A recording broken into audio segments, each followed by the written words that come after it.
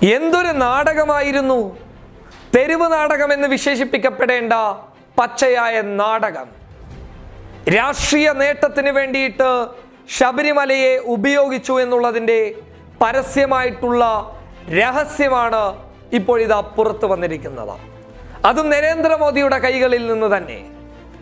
തിരഞ്ഞെടുപ്പ് പ്രചരണ സമയത്ത് പല സംസ്ഥാനങ്ങളിലും നരേന്ദ്രമോദി മുന്നോട്ട് വെച്ച ഒരു വിഷയത്തിൽ ഒന്നായിരുന്നു ശബരിമല വിഷയം. തിരഞ്ഞെടുപ്പിന് മുൻപ് കേരളത്തിൽ വിശ്വാസം ഹനിക്കപ്പെട്ടു, ആചാരത്തെ ഇല്ലായ്മ ചെയ്യുന്ന നടപടികൾ കേരള സർക്കാർ മുന്നോട്ട് വെച്ചിരിക്കുന്നു എന്നുള്ള രീതിയിൽ പൊള്ളയായിട്ടുള്ള പച്ചയായ നുണകളാണ് നരേന്ദ്രമോദി പലയിടങ്ങളിലും പുറത്തുവിട്ടത്. ആ പച്ചയായ നുണകൾ പൊതുജനം വ്യക്തമായി തെളിവുകളുടെ അടിസ്ഥാനത്തിൽ ഇപ്പോൾ പിടികൂടിയിരിക്കുന്നു. ഗുരുവായൂരിൽ തുലാഭാരം കഴിഞ്ഞതിന് ശേഷം നരേന്ദ്രമോദിയുടെ പൊതുസമ്മേളനം, ആ പൊതുസമ്മേളനത്തിൽ എവിടെയും ശബരിമലയെക്കുറിച്ച് കമാന്നൊരക്ഷരം മിണ്ടാൻ നരേന്ദ്രമോദി തയ്യാറായില്ല. പശു സംരക്ഷണവും മൃഗസംരക്ഷണത്തെയും കുറിച്ച് മാത്രമായിരുന്നു മോദിയുടെ വീമ്പെളുക്കൽ, അല്ലാതെ മറ്റൊന്നും അവിടെ സംഭവിച്ചില്ല.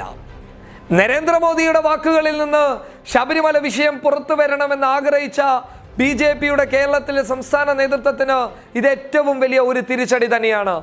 വരുമെന്ന് പ്രതീക്ഷിച്ചെത്തിയ സംഘപരിവാറിനും ഏറ്റവും വലിയ തിരിച്ചടി. അപ്പോൾ പൊതുജനത്തിന് ഇനിയെങ്കിലും കപടമുഖം തിരിച്ചറിഞ്ഞ് പൊതുജനം സത്യം മനസ്സിലാക്കുക. തിരഞ്ഞെടുപ്പിന് മുൻപുള്ള ഒരായുധമായി മാത്രമാണ് ചിലർ ഇതിനെ കണ്ടിരുന്നത്. ആ യാഥാർത്ഥ്യമായിരുന്നു നരേന്ദ്രമോദിയുടെ ഇന്നത്തെ പൊതുസമ്മേളനത്തിൽ നിന്നും നമുക്ക് മനസ്സിലായിട്ടുള്ളത്.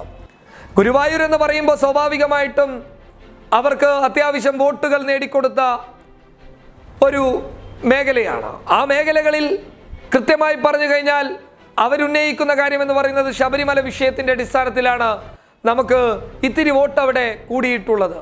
ആ കാര്യം പോലും പറയാൻ മടിക്കുന്ന സാഹചര്യത്തിലേക്ക് നരേന്ദ്രമോദി എത്തിയിട്ടുണ്ടെങ്കിൽ വ്യക്തമാക്കി പറഞ്ഞു കഴിഞ്ഞാൽ മോദിയുടെയും BJPയുടെയും രാഷ്ട്രീയ തന്ത്രത്തിൻ്റെ ഒരു കടിഞ്ഞാണായിരുന്നു ശബരിമല എന്നുള്ളതിൻ്റെ വാസ്തവമാണ് ഗുരുവായൂരിലെ തുലാഭാരത്തിന് ശേഷം മോദിയുടെ പൊതുസമ്മേളനത്തിൽ നിന്നും നമുക്ക് മനസ്സിലാകുന്ന കാര്യം. അല്ലെങ്കിൽ മോദി സംസാരിക്കണമായിരുന്നു.